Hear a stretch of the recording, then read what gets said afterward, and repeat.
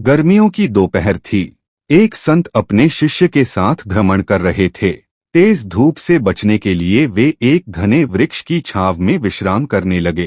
तभी उनकी दृष्टि सड़क से गुजरते एक कसाई पर पड़ी, जो बकरों को हाँकता चला जा रहा था। इन्हीं में से एक बकरा अचानक एक दुकान की ओर दौड़ पड़ा और वहां रखे भुने हुए चने खाने लगा। दुकानदार ने बकरे को देखते ही क्रोध में आकर उसके कान पकड़े और 2-3 घूंसे जड़ दिए। बकरा दर्द से मैं करता हुआ पीछे हट गया। चने उसके मुंह से गिर गए।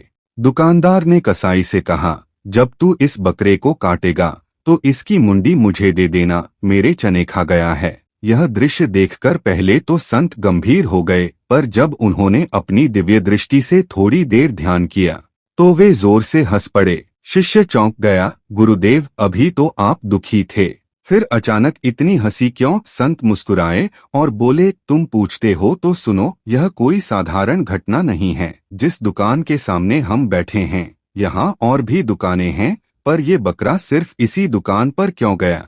शिष्य ने पूछा, क्यों?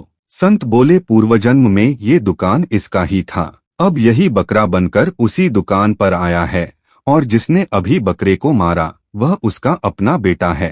पूर्वजन्म में जो व्यक्ति इस दुकान का मालिक था, वही अब इस पशु योनि में जन्मा है। अपने ही पूर्व के जीवन के कारण अपनी ही बनाई दुकान को पहचानकर चने खाने दौड़ा और उसके ही बेटे ने पीट कर भगा दिया। यह संसार का खेल देखो। जिस बेटे के लिए उसने पूरी उम्र कमाई की, जिसे गाड़ी, दुकान, प्रतिष्ठा दी, वही बेटा अब अपने पिता को चने खाने की भी सजा दे रहा है और कसाई से कह रहा है, इसकी मुंडी मुझे देना। बस यही देखकर मुझे हंसी आ गई। कर्मों की गति कितनी रहस्यमयी है और मोह कितना अंधा। संत बोले, मनुष्य मरता है तो उसके रिश्ते नाते वहीं समाप्त हो जाते हैं।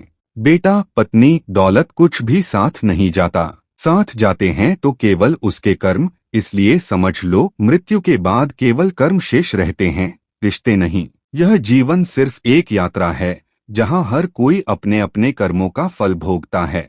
ऐसी ही और जीवन को जागृत करने वाली कहानियों के लिए चैनल को अभी सब्सक्राइब करें, क्योंकि हो सकता है अगली कहानी आपके जीवन का आईना हो।